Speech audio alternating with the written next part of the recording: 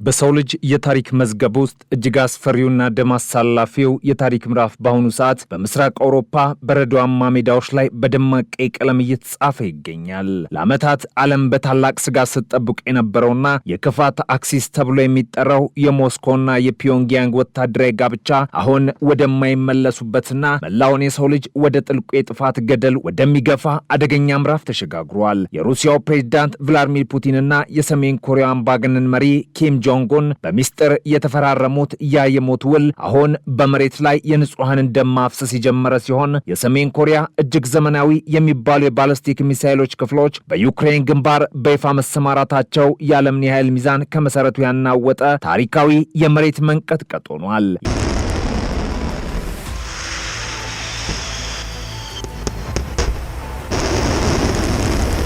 ተራ ወታደራዊ ድጋፍ ወይም የጎረቤት ሀገር እርዳታ ሳይሆን የሶስተኛውን የዓለም ጦርነት መለከት የሚያበስርና መላው አውሮፓን በሰሜን ኮሪያ የብረት ዝናብ ስር የሚጥል አጋንንታዊና አፖካሊፕቲክ እርምጃ ተደርጎ ሊወሰድ ይችላል። እንደ ዩክሬን ወታደራዊ መረጃ ምንጮችና እንደ ሮይተርስ የዜና ወኪል እጅግ አሳሳቢ ዘገባ ከሆነ ሩሲያ በምዕራባዊት ግዛት ቮሮኔዝ አካባቢ የሰሜን ኮሪያን ልዩ የሚሳኤል ጦር ክፍል ማሰማራት በይፋ ጀምራለች። የጦር ክፍል እስከ 120 የሚደርሱ አውዳሚ ባሊስቲክ ሚሳኤሎችንና 6 ግዙፍ የመተኮሻ መሳሪያዎችን የታጠቀ ሲሆን ከ90 በላይ የሰሜን ኮሪያ ወታደራዊ ባለሙያዎች፣ የሮኬት ሳይንቲስቶችና ቴክኒሻኖች በቀጥታ በሩሲያ ምድር ሆነው ጥቃቱን እንደሚመሩ ተረጋግጧል። የክስተት ሰሜን ኮሪያ በ1950ዎቹ የኮሪያ ጦርነት ወዲህ በታሪኩ አድርገው የማታውቀው እጅግ ግዙፍ ሰፊና አደገኛ የጦርነት ተሳትፎ ነው። የፒዮንግያንግ ሚሳኤሎች በአውሮፓ እምብርት ላይ በሚገኙ ከተሞች ላይ መተኮስ መጀመራቸው የሰለጠነው ዓለም ለዘመናት በቢሊዮን ዶላር ወጪ የገነባው የደህንነት መዋቅር ምን ያህል አደጋ ላይ እንደወደቀ የሚያሳይ ሰቅጣጭ ማረጋገጫ ነው። የሰሜን ኮሪያ የጥፋት ጥላሁን ከኤስያ አልፎ አውሮፓን ወሯል። የሰሜን ኮሪያው መሪ ኪም ጆንጎን ይህን ስምምነት የሉዓላዊነት መብትና ለወንድም ሀገር የሚደረግ ቅዱስ ድጋፍ ሲሉ ቢጠሩትም ከጀርባ ያለው እውነታ ግን እጅግ የከፋና ዘግናኝ ነው። ሰሜን ኮሪያ ለሩሲያ የምታቀርበው እያንዳንዱ ሚሳኤልና እያንዳንዱ ወታደር በምላሹ የፑቲንን መንግስት ለኪም ጆንጉን አምባገነናዊ አገዛዝ ነዳጅ፣ ጠንካራ የውጭ ምንዛሪና ከሁሉም በላይ ደግሞ የምዕራባውያንን እንቅልፍ የሚነሳውን የተራቀቀ ኒውክለር የባህር ሰርጓጅ መርከብና የጠፈር ቴክኖሎጂ እንዲያስረክብ እያስገደደ ይገኛል። ይህ የቴክኖሎጂና የደም ልውውጥ በመጪው ዘመን በኮሪያ ልሳነ ምድር ላይ ብቻ ሳይሆን በመላው ዓለም ላይ ሊከሰት ለሚችል ታላቅ የኒውክለር እርቂት መንገዱን በሰፊው እየጠረገ ነው። ዛሬ በኬቭ ጎዳናዎች ላይ የሚፈሰው ደም ነገ በፒዮንግያንግ ቤተ ሙከራዎች ውስጥ ወደሚመረቱ አዳዲስ የአቶሚክ ቦምቦች ሊቀየር መሆኑ የዓለምን የወደፊት ዕጣ ፈንታ ጥያቄ ውስጥ ከቶታል። በተለይም በቅርቡ በዩክሬን መዲና ኬቭና አካባቢዋ ላይ የተሰነዘረው መጠነ ሰፊ አየር ጥቃት የዚህ አደገኛ ጥምረት የመጀመሪያው መራራ ፍሬ ነው። ሩሲያ 24 የባሊስቲክ ሚሳኤሎችን፣ 115 ሰው አልባ ድሮኖችንና የሰሜን ኮሪያ ምርት የሆኑትን KN-23 እና KN-24 ሚሳኤሎችን በመጠቀም በዩክሬን ላይ ያዘነበችው መዓት ቢያንስ የ17 ንጹሃን ዜጎችን ሕይወት በአሰቃቂ ሁኔታ ቀጥፏል። የዩክሬን ፕሬዝዳንት ቮሎዲሚር ዜሌንስኪ በታላቅ ቁጭት ሐዘንና ጩኸት እንደገለጹት ከሆነ ምዕራባውያን አጋሮች ለዩክሬን የሚሰጡትን የሚሳኤል መከላከያ ባዘገዩ ኖሮ የእነዚህ ንጹሃን ደም በከንቱ አይፈስም ነበር። ነገር ግን ሩሲያ በምዕራባውያን ዳተኝነትና በሰሜን ኮሪያ አረመኔያዊ ድጋፍ ተጠቅማ የዩክሬንን የአየር መከላከያ አጥር በመበጣጠስ ከተማዎችን ወደ አመድ ክምርነትና ወደ ሙታን መንደር እየቀየረች ትገኛለች። የቮሮኔዝ ሰማይ አሁን በሩሲያና በሰሜን ኮሪያ የጥፋት ድግስ ተሸፍኗል። የሰሜን ኮሪያ ሚሳኤሎች በጦር ሜዳ ላይ የሚሰጡት አገልግሎት ለሩሲያ ወታደራዊ ማሽን አዲስ ሕይወት የዘራና የሞት ኃይልን የሰጠ ነው። እነዚህ ሚሳኤሎች እጅግ ፈጣንና ሊገመቱ የማይችሉ ከመሆናቸው የተነሳ እንደ አሜሪካ ሰራሹ ፓትሪዮት ያሉ እጅግ ውድና ውስብስብ የመከላከያ ስርዓቶች ካልሆኑ በቀር ሊመቱት ከቶንም አይችሉም። ሩሲያ ሆን ብላ የሰሜን ኮሪያ ባሊስቲክ ሚሳኤሎች በብዛት በመጠቀም የዩክሬንን ውስን የሚሳኤል መከላከያ ክምችት እንዲሟጠጥና የአየር ክልሏ ክፍት እንዲሆን እያደረገች ትገኛለች። ይህ ስልታዊ ብርበራ ዩክሬን እርቃኗን በማስቀረት ለቀጣዩ ታላቅ ወረራና ጭፍጨፋ መንገድ እየከፈተላት ይገኛል። በሌላ በኩል ደግሞ ሰሜን ኮሪያ የራሷን የጦር መሳሪያዎች በሰው ልጆች ላይ በቀጥታ በመፈተሽ የምርምር ውጤቶቿን በንጹሃን ደም እያረጋገጠች ትገኛለች። የሰሜን ኮሪያ ሳይንቲስቶች በቮሮኔዝ ቤተ ሙከራዎቻቸው ውስጥ ሆነው የሚሳኤሎቻቸውን አፈጻጸም ሲገመግሙ የሰለጠነው ዓለም በድንጋጤ መመልከቱ የታሪክ ትልቁ ምጸትና የሰው ልጅ ውርደት ነው።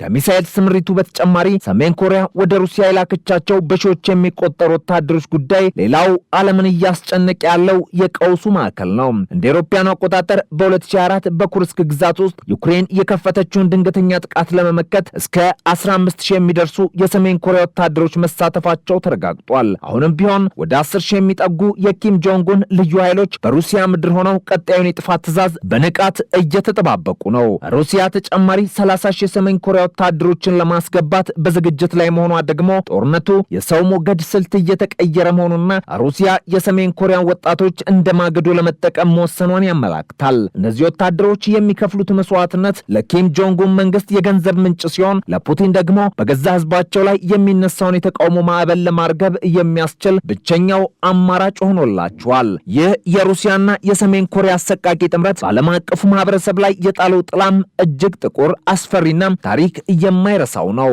ኔቶና አሜሪካ ይህንን ድርጊት ዓለም አቀፍ ህግን የጣሰ የተባበሩት መንግስታት ድርጅት ማዕቀብን ያፌዘና የዓለምን ሰላም እየደፈረ ሲሉ ቢኮንኑትም በተግባር ግን ፑቲንና ኪም ጆንጉን ለማንኛውም ዓለም አቀፍ ዛቻ ደንታ የሌላቸው መሆኑ በተደጋጋሚ ታይቷል። ሰሜን ኮሪያ በሚሊዮን የሚቆጠር መድፎችን፣ ሮኬቶችና ጥይቶችን ለሩሲያ በማቅረብ የጦርነቱን ዕድሜ እያራዘመች የዓለምን ኢኮኖሚ እያናጋችና የሰላምን ተስፋ እየቀበረች ትገኛለች። የዩክሬን የስለላ ድርጅት እንደገለጸው ሩሲያ በግንባር ከምትጠቀመው ጥይት ውስጥ ግማሽ ያለው የሚመጣው ከሰሜን ኮሪያ ሚስጥራዊ መጋዘኖች ነው። ይህ ማለት ፒዮንግያንግ ዛሬ የአውሮፓን ዕጣ ፈንታ የመወሰንና የመለወጥ አቅም አግኝታለች ማለት ነው። የዚህ ታሪካዊ ክደትና ወታደራዊ ጋብቻ መዘዝ በአውሮፓ ብቻ የሚወሰንም አይደለም።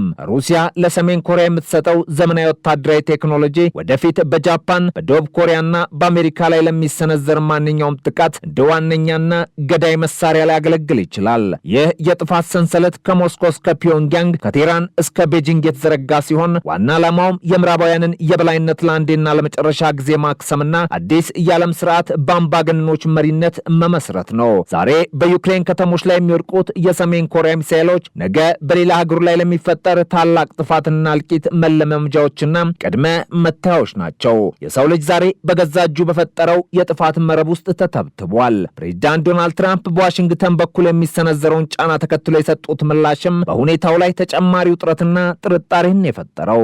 አሜሪካ የጦር መሳሪያ ክምችቷ እየተሟጠጠ ባለበት፣ በኢኮኖሚ ቀውስ ውስጥ እየተናወጠች ባለችበትና ትኩረቷ በመካከለኛው ምስራቅ በኢራን ላይ በሆነበት በዚህ አደገኛ ሰዓት ሰሜን ኮሪያ ወደ አውሮፓ ጦርነት መግባቷ ዋሽንግተንን ለከባድ ስትራቴጂካዊ ፈተናና ውርደት ዳርጓታል። ሩሲያና ሰሜን ኮሪያ ይህንን የአሜሪካ ትኩረት መከፋፈል እንደ ወርቃማ ዕድል በመጠቀም ዩክሬንን ወደማይመለስ ጥፋት እየገፏትና አሜሪካን ከዓለም ፖሊሲነት መንበሯ እያወረዳት ይገኛል። ይህ የታሪክ ሽግግር ደም አሳላፊ እንደሚሆን ምንም አያጠራጥርም። በመጨረሻም የሰሜን ኮሪያ የሚሳኤል ጦር በሩሲያ መሰማራት የሰው ልጅ ታሪክ ካየቸው እጅግ አደገኛ ስር የሰደዱና አሰቃቂ ፖለቲካዊ ቁማሮች እንደሆነ ይመዘገባል። ይህ በፑቲንና በኪም ጆንጉን መካከል የተፈጠረው የደም ጋብቻ የሰላምን ተስፋ ሙሉ በሙሉ ያጨለመ፣ የጦርነትን አድማስ ያሰፋና የሰውን ልጅ ህልውና አደጋ ላይ ጣለ ክስተት ነው። የዩክሬን ህዝብ ዛሬ በሰሜን ኮሪያ ሚሳኤሎችና መድፎች እየተቆላ ባለበት በዚህ ሰዓት ዓለም አቀፉ ማህበረሰብ በዝምታ በዳተኝነትና